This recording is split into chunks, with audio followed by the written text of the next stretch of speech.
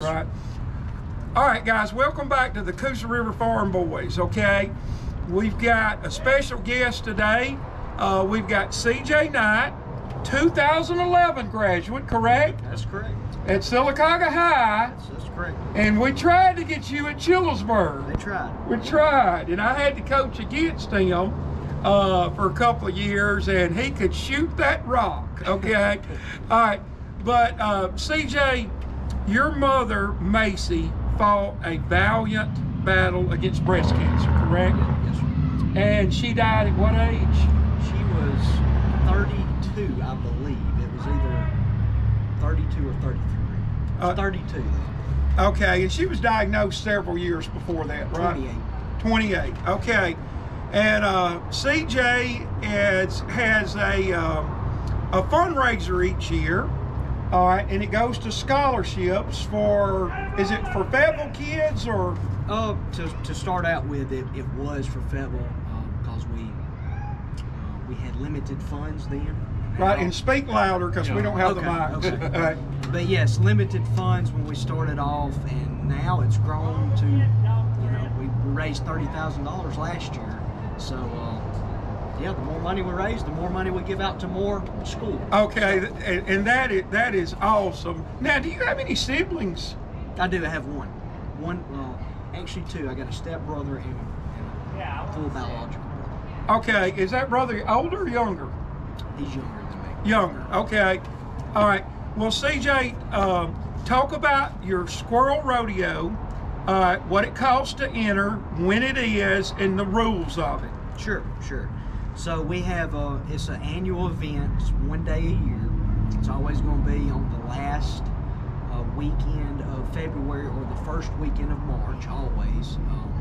We do that on purpose because you got turkey hunting coming up, and then you got to watch out for your crappie fishermen and your deer hunters. So it is a business. We're a non-profit, but we're not paid employees. I always like to just get this record straight. All the money goes back to our charity in some form or fashion. We do have costs to get the fundraiser running every year. But yeah, so it's a squirrel. We call it a Squirrel Rodeo. We kind of took the reins from. I'm not sure if y'all are familiar with T-Bone or Michael Waddell with. Oh yeah. Yeah. Oh yeah. Otter knows everybody. Yeah. So okay. This is a business, camouflage business is what it started out, and they have a annual squirrel hunting tournament, and yeah, it's just something to get the community involved, and we tried to come up with something that the kids could get involved with their parents. So, right. Because when the kids get with the parents and the dads, and then they bring their moms, and we got the whole family. So yeah. Okay. It's kind of from a business standpoint, it's great, and it's also a great conservation effort too. Right. Okay. Because squirrel hunting's a thing of the past. Yeah, and I will allude to some of my memories of that in a minute. But Otter, you're a great outdoorsman. I think y'all are teams of 4, correct? We do 5. You can have five people on your team maximum. Some teams they only have 1 or 2 people. That's fine, but you have to go by the Alabama state rules and regulations. Bag limit. Yes. And the bag limit is? I think it's 8. I think it's 8. Yeah. So if you got a team of 5, they can bring in 40 squirrels, right? That's correct. And we usually have a couple of teams that do get their quota, their limit, and it makes for a good weigh-in. It does. So at the weigh-in, if they got fat squirrels, they're gonna do better, correct? And it's crazy because the squirrels are so close in weight.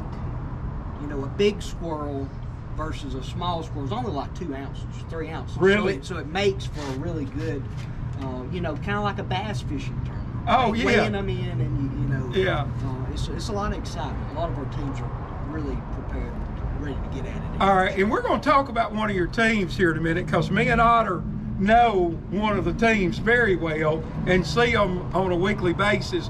But CJ, how much is the entrance fee for the rodeo? So if you want to be a part of it and get a team up, it's $200 per team.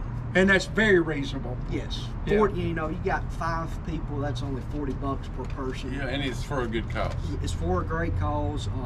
We give a lot of the money back from the hunters back to the hunters.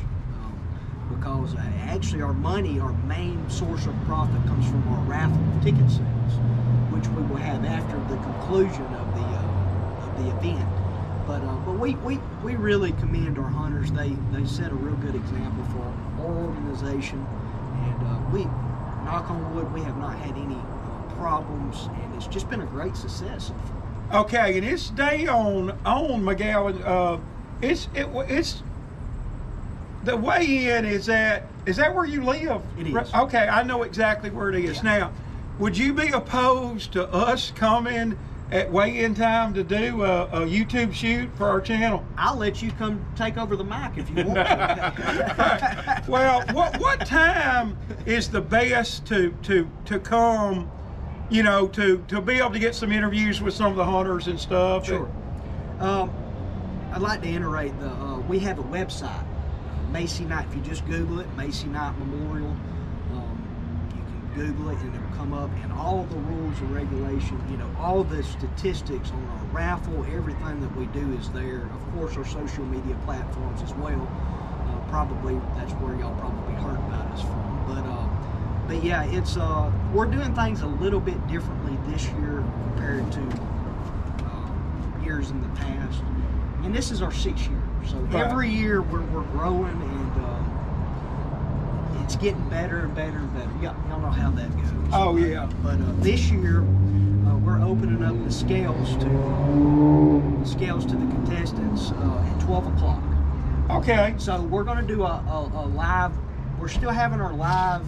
You know, the finale ends at 6:30. But you know, in the past, since we've been growing, like last year we had 34 teams.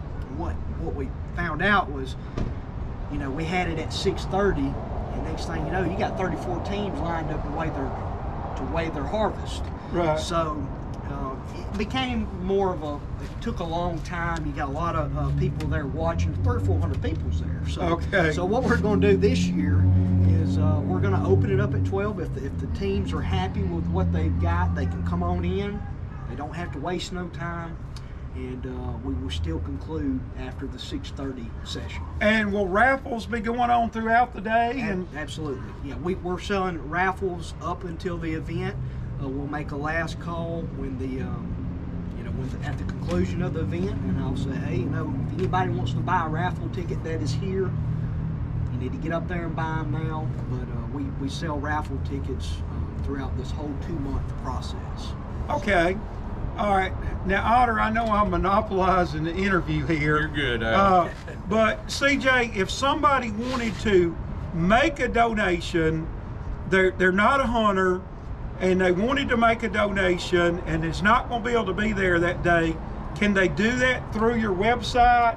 Absolutely. Yeah. So you do not have to be present to win, and the way that we do it, we have all of the online transactions, Venmo, PayPal. We even have debit and credit card entries on our website. Okay. If you want to do that. Okay. Give us the name of the website. It's the Masie. If you Google it or whatever, Masie Night Memorial, and it should be the first thing that pops up, because I'm always typing it in there. So it's the Masie Night Memorial Foundation is what it's called. You know, you can just type in www.MasieNightMemorial or go straight to your Google, and it will come. You know, it'll come to our website, and from there we've got tabs on all of our information: the raffle, the registration, even what we have in the raffle. So Okay. this year's pretty interesting. Okay. We've got a lot of stuff for our raffle this year. Otter, let's make sure and try to block that March the 2nd. It's March the 2nd, right? March the 2nd. Okay. March the 2nd, which is basically 2 weeks from Saturday. That's right. That's correct. Okay, now, we have one of the teams that's in it is Robert Mitchell. Yeah, From the guy, Puff. one of my good friends. Yeah, Puff, Aaron Murchison, Brad Chappell, and Wes. We call them the Farm Links crew. Yeah, the Farm Links crew. And I'll just go ahead and tell you, I think they may have won it last year, right? Or was close. I want to say, don't hold me to it, but I want to say they won 2 of the categories last year. All right. We have multiple categories. I was working last year the day that this happened, and they killed a bunch of squirrels. Well, and they also are talking a lot of trash about how they're going to defend their title. Yeah. And I went over to maintenance the other day, and Robert had his .22 rifle in the corner, and he said, I got to go and get my rifle sighted in. So they're pumped up. He's ready about it. But I want to also mention a couple of other things real quick. I grew up, me and my dad had 2 border collies, which could be trained for anything. And Charles Landers had border collies, and we'd hunt with his dogs. And of course, our 2 got really good. And squirrel, I know very few people squirrel hunt with dogs now, but that was the perfect hunting for me, because you just walk and talk and listen. Hey, they got one treed, and these border collies were not like hounds. They only barked on the tree. Right. And it was the most fun ever. Me and my dad and buddies did that, and we had the best time. And my other hunting down around the lake, we killed quite a few fox squirrels. Does anybody bring in fox squirrels at the weigh-in? Well, so, there's not a lot of fox squirrels. Well, I say that. If you have a good piece of property, you could have a lot of fox squirrels, but they're just not prevalent anymore.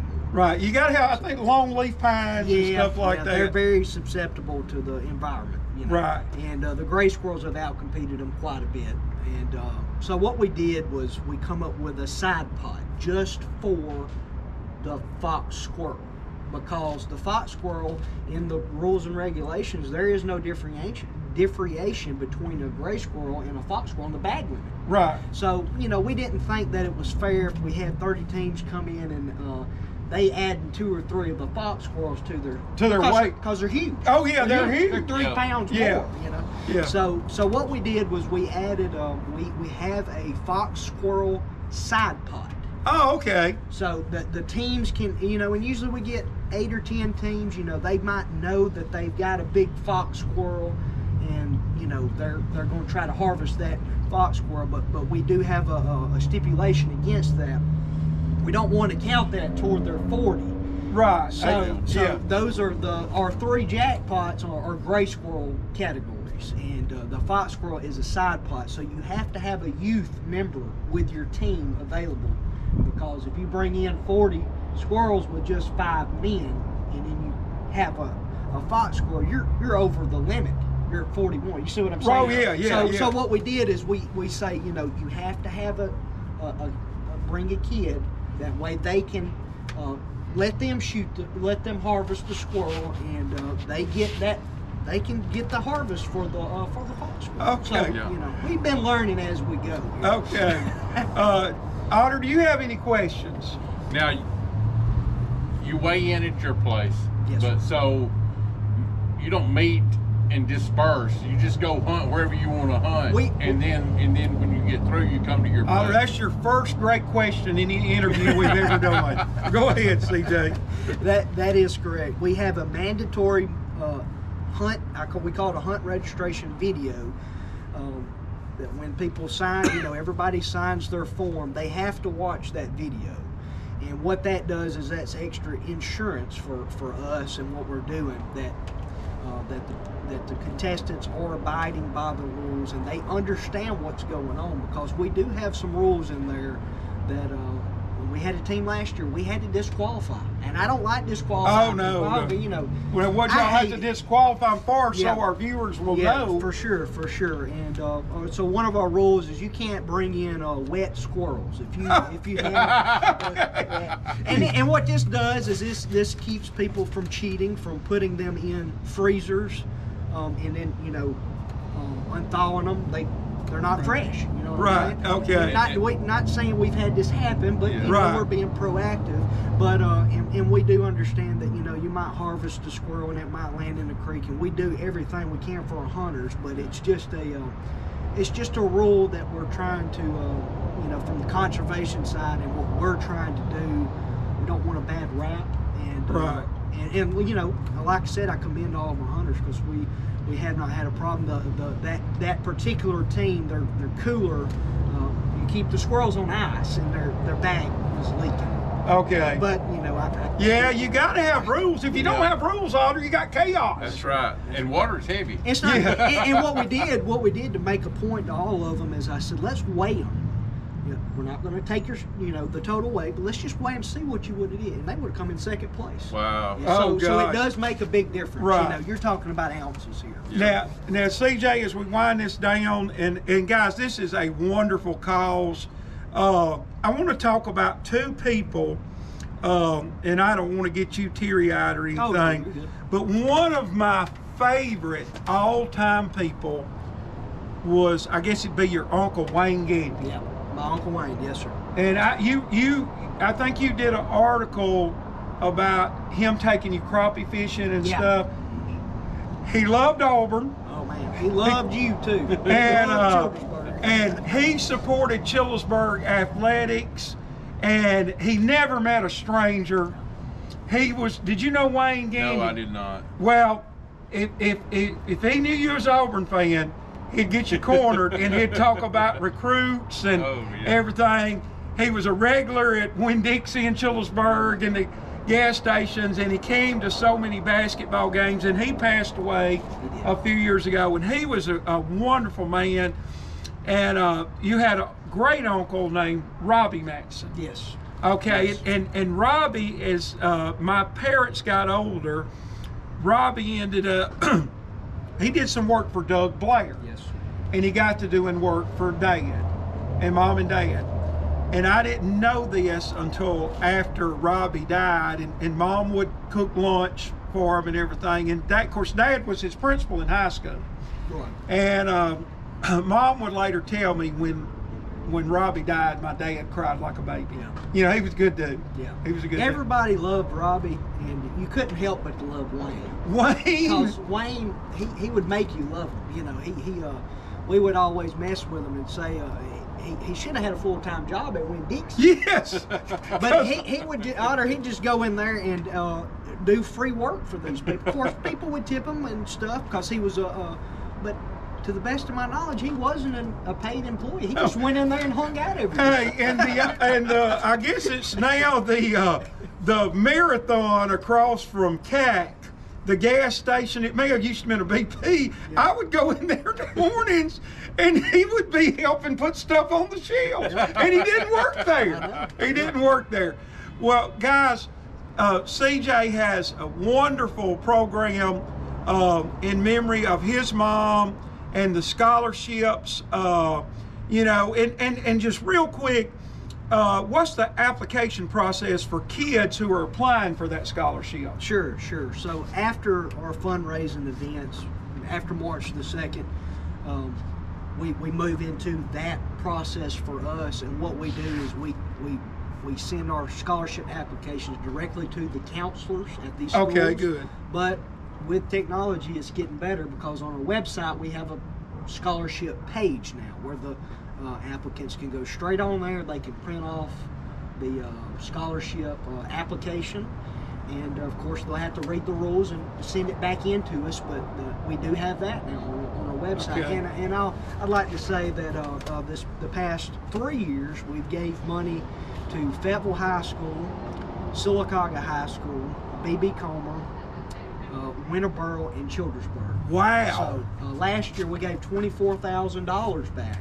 Oh, that's awesome. In $2,000 increments. So we had 12 kids last year that received a $2,000 scholarship in memory of Masie 9. That is great. That got the whole south end of the county. It really did. And I hope one day that every county and every school in the county can get a scholarship from us, because what we do is it's very simple. We all the money goes into the business account. We try to save $6,000 to $8,000 every year for our expenses, and we deplete the account every year. We give the money back to it, and we have to keep $6,000 to $8,000 because that's what it costs in order to get the 15 firearms and buy all the supplies, and we have food at the event. the event, and I'd like to brag on our sponsors. The sponsors, tremendous. Today, Robert Mitchell, when I was coming up, he was just talking about Robert Mitchell. He got us a $600 voucher, what it's worth, from Farm Links. Wow. So now, you know, we're getting a lot of good raffle stuff in, and this year we got 15 firearms, mostly rifles and shotguns is what they are, and I think we're going to have 16. I think we got one sponsor who's going to give us a gun, another one. So, okay, so we can come that day and buy some raffle tickets, correct? Yes, sir. Yes, okay, Otter, your main job is to text Nate and tell him to block that day for us. Okay. Because we wanted to go last year, and we ended up getting tied up and stuff and couldn't. But guys, it has been wonderful having CJ Knight with us here. Go to that website, even if you can't be there, you can make a donation, and probably donations are probably tax deductible, aren't they? I believe so, since it's a 501c. Okay. And I always like to tell people I am not, I just run this for 2 months. Right. But yes, as far as I understand, the 501c it's a non-profit and tax deductible. But I would definitely ask the CPA. Just so we don't end up in a federal prison. CJ's not a CPA. If you go to jail, it ain't his fault. Otter, tell our subscribers or viewers, you know, our sponsor, Jennifer Gallops at Front Porch Realty. Jennifer Gallops at Front Porch Realty. If you have any real estate needs, town, country, lake, whatever you need, give her a call. She can help you out. She's got a lot going on right now. She's moving a lot of stuff, so she can help you. I might need to get with him. Yeah, you do. All right, guys, we thank y'all for this, and this is, you know, I think this is going to be one of our most beneficial episodes ever. CJ Knight took the time out to meet with us today. Guys, hit that like, subscribe, and share, and hit that what, Otis? Hit that bell for notifications. Hey, we're going to see y'all at the weigh-in, March the 2nd. That's a wrap.